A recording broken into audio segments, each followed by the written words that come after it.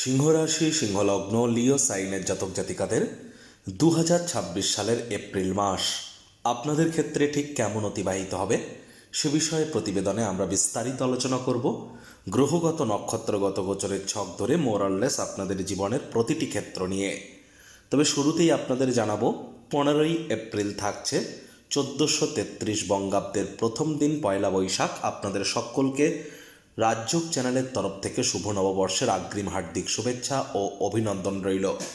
19 তারিখ থাকছে অক্ষয় তৃতীয়া, আর এ মাসে কিন্তু আমরা বরুথিনী এবং মোহিনী একাদশীও পরিলক্ষিত করব। প্রতিবেদনটি কেন গুরুত্বপূর্ণ?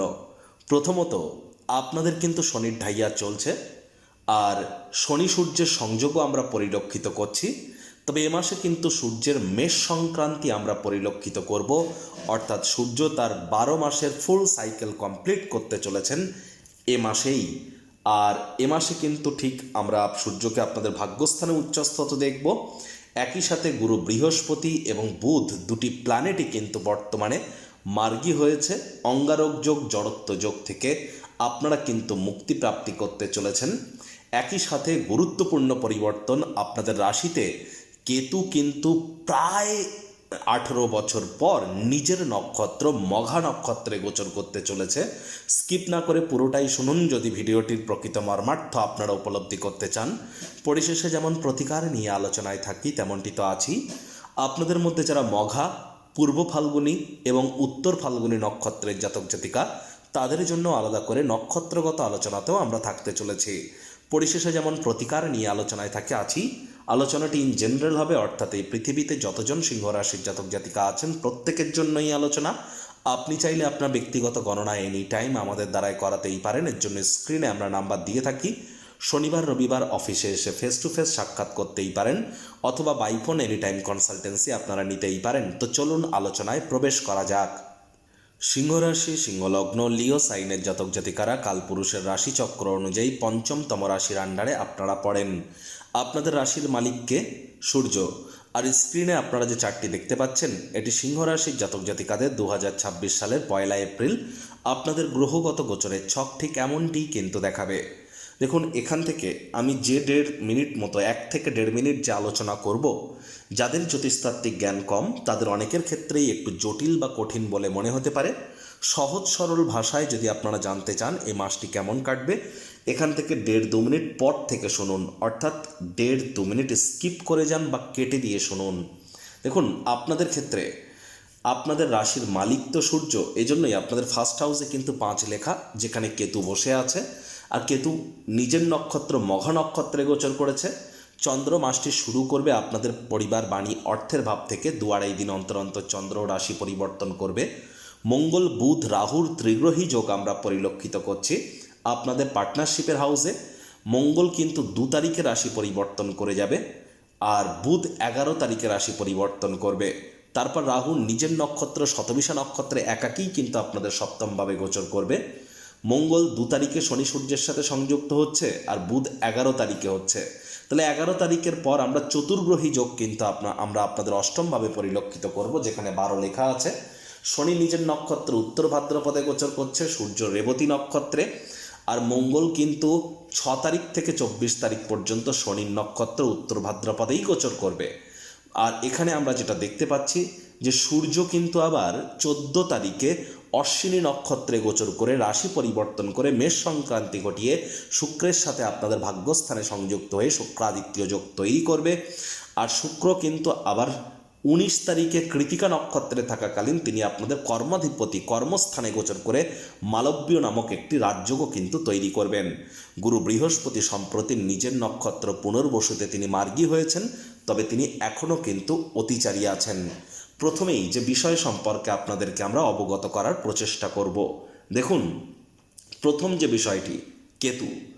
কেতু কিন্তু এতদিন আপনাদের রাশিতেই অবস্থান করছিল সিংহ রাশির জাতক জাতিকারা, যার ফলস্বরূপ অনেক সিংহ রাশির জাতক জাতিকাদের মাথার যন্ত্রণা বৃদ্ধি, মেন্টাল হেডেক বৃদ্ধি, বা নাম যশ খ্যাতি প্রভাব প্রতিপত্তিতে একটু ধাক্কা লাগা, অথবা আপনাদের মধ্যে অনেকেই হয়তো মস্তিষ্কে আঘাত লাগা বা বুকে আঘাত লাগার মতো ঘটনাও হয়তো পরিলক্ষিত করেছেন।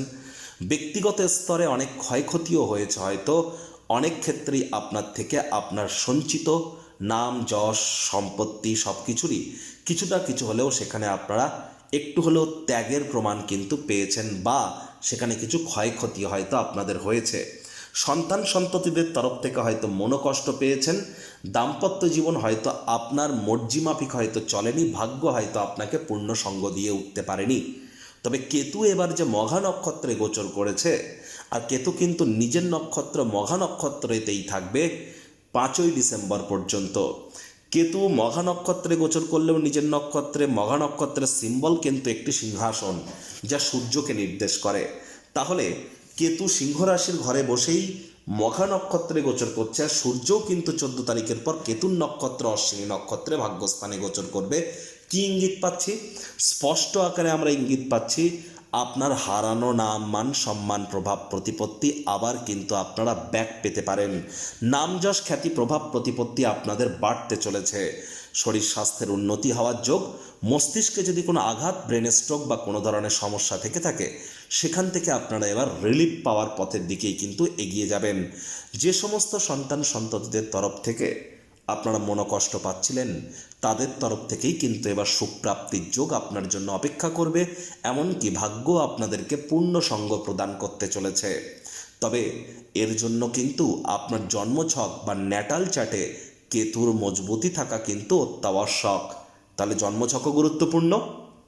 মঙ্গল রাহুর অঙ্গারক যোগ চলছিল, যার কারণে কর্মক্ষেত্রে আপনাদের মধ্যে অনেকেরই হুটহাট করে মাথা গরম হয়ে যাচ্ছিল কাজের জায়গায়। স্বামী স্ত্রী একে অপরের সাথে অহেতুক তর্ক বিতর্ক করছিলেন, মাথাকে কিছুতেই ঠান্ডা করতে পারছিলেন না, পরিবারেও হয়তো অশান্তি চলছিল। এবার কিন্তু 2 তারিখের পর কিছুটা হলেও রিলিফ আপনারা প্রাপ্তি করতে চলেছেন। বিশেষ করে আপনাদের ক্ষেত্রে যে অঙ্গারক যোগ থেকে আপনারা মুক্তি পাচ্ছেন, এটি আপনাদের জন্য দুর্দান্ত একটি যোগ। Share market, crypto market, commodity market, currency মার্কেটে যারা ট্রেডিং করতেন, রিটেল আউটলেট, খুচরো ব্যবসায়ী যারা ছিলেন, মুখনিসৃত বাণীর দ্বারা যারা অর্থ উপার্জন করছিলেন, আপনাদের মধ্যে অনেকেই কিন্তু বিভিন্ন লোকসানের সম্মুখীন হয়তো হচ্ছিলেন। এবার কিন্তু 11ই এপ্রিলের পর পরিস্থিতি আপনাদের ফরে আসতে চলেছে, যখন বুধ রাশি পরিবর্তন করবে। 11ই এপ্রিলের পর বুধ রাশি পরিবর্তন করে আপনাদের পরিবার, বাণী, অর্থের ভাবের অধিপতি স্বগৃহকে কিন্তু তিনি পূর্ণ দৃষ্টি দিয়ে দেখবেন। তাহলে সেখানে শনি দৃষ্টি থাকা সত্ত্বেও 11ই এপ্রিলের পর পারিবারিক ক্ষেত্রে শান্তি সমৃদ্ধি, ব্যাংকের ব্যালেন্স বৃদ্ধির যোগ, মুখনিসৃত বাণীর দ্বারা অর্থ উপার্জনের যোগ, এগুলিও কিন্তু আমরা যেমন পরিলক্ষিত করব, ঠিক তেমনই কিন্তু বুধ বৃহস্পতির গৃহে গোচর করবে, আর বৃহস্পতি বুধের গৃহে। তাহলে এখানে আমরা স্পষ্ট আকারে আপনাদের জানাবো, আপনাদের আয় ইনকামও কিন্তু 11 তারিখের পর বাড়তে চলেছে। মনের বিভিন্ন স্বপ্ন কল্পনাও কিন্তু বাস্তবে রূপ নেবে। বৃহস্পতি মার্গী হয়েছেন, নিজের নক্ষত্র পুনর্বসু নক্ষত্রে আপনাদের লাভ পাবে।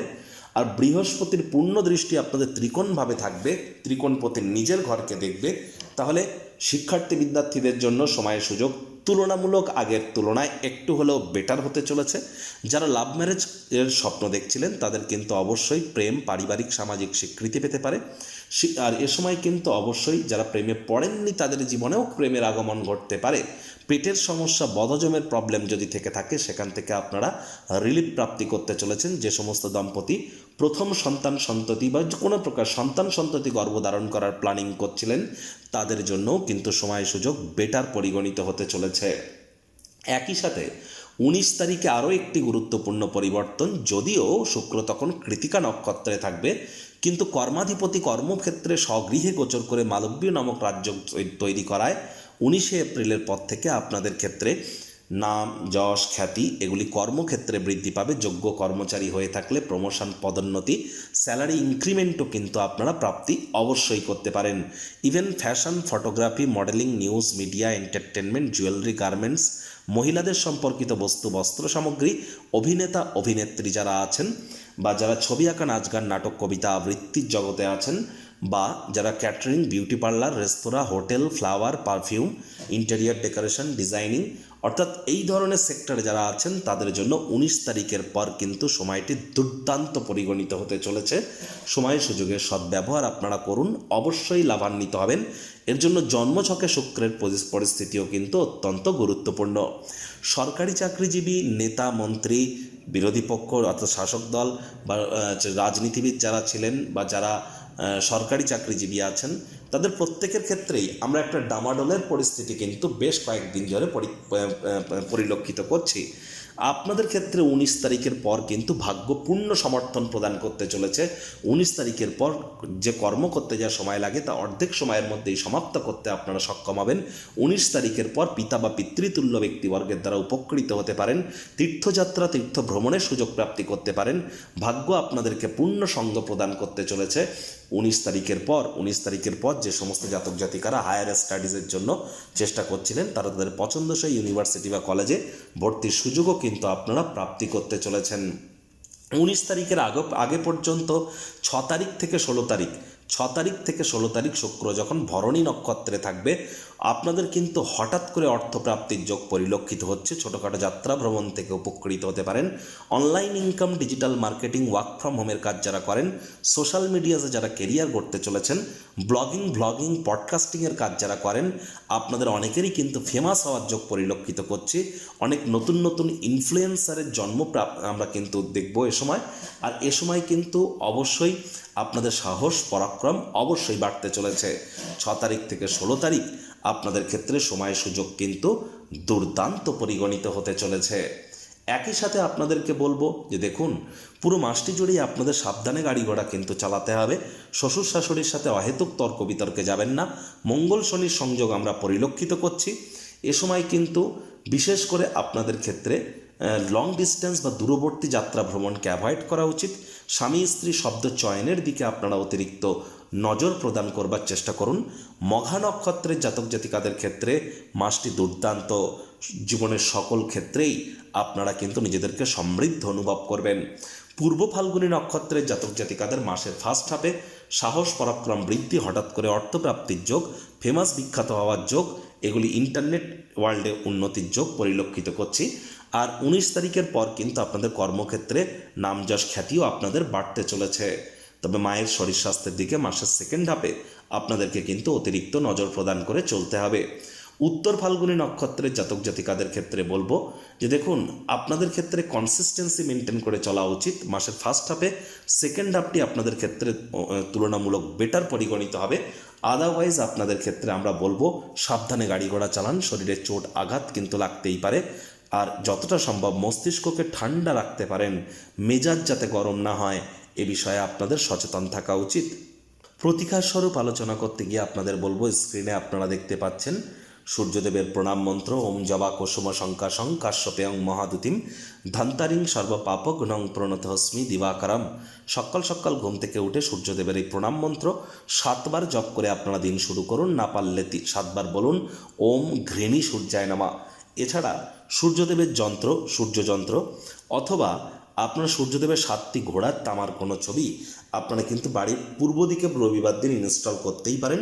এই ভিডিওটি চলাকালীনই দেখুন নিচে অনেক প্রোডাক্টের লিঙ্ক দেওয়া আছে, সেখান থেকেও কিন্তু আপনারা এই প্রোডাক্টগুলিকে বাই করতে পারেন। আর হ্যাঁ, পিতার সাথে সুসম্পর্ক বজায় রাখার আপ্রাণ চেষ্টা করুন যতটা সম্ভব করতে পারেন। আর কেয়ারলেস অ্যাটিটিউড যেন দেখাবেন না পরিবারের প্রতি। আর যেহেতু ঢাইয়া চলছে, ধর্মপ্রাণ কর্মনিষ্ঠ মাতৃভক্ত হন, বাসি খাদ্য খাবার খাবেন না, হাইজিন মেনটেন করে চলুন, বয়োজ্যেষ্ঠ এবং শ্রমিক সম্প্রদায়ের ব্যক্তিবর্গদেরকে সম্মান জ্ঞাপন করুন। দেখবেন সময়টি আপনাদের ক্ষেত্রে দুর্দান্ত পরিগণিত হবে। যারা দীক্ষা নেননি, ইমিডিয়েট দীক্ষা নিন। বৃহস্পতি অতিচারী, তার 7.5 বছরের জন্য তারাই কিন্তু প্রোটেকশন পাবেন যারা দীক্ষিত। সংসারে অশান্তি, প্রেমে বাধা বা বিবাহে অনিশ্চয়তা, ব্যবসাতে ক্ষতি বা চাকরিতে ডামাডোল, অসুস্থতা, দুঃখ, দারিদ্রতা থেকে কিছুতেই রেহাই মিলছে না, পরীক্ষায় ফেল, তাহলে আর দেরি কেন? জীবনের যাবতীয় সমস্যার সমাধান করব আমরা। বাস্তুশাস্ত্র, সংখ্যাতত্ত্ববিদ্যা, লাল কিতাব, বৈদিক জ্যোতিষশাস্ত্র, কৃষ্ণমূর্তি প্রভৃতি পদ্ধতিতে জন্মছক বিচার করা হয়। প্রয়োজন অনুভব করলে স্ক্রিনে ফ্ল্যাশ হওয়া নম্বরে যোগাযোগ করতেই পারেন।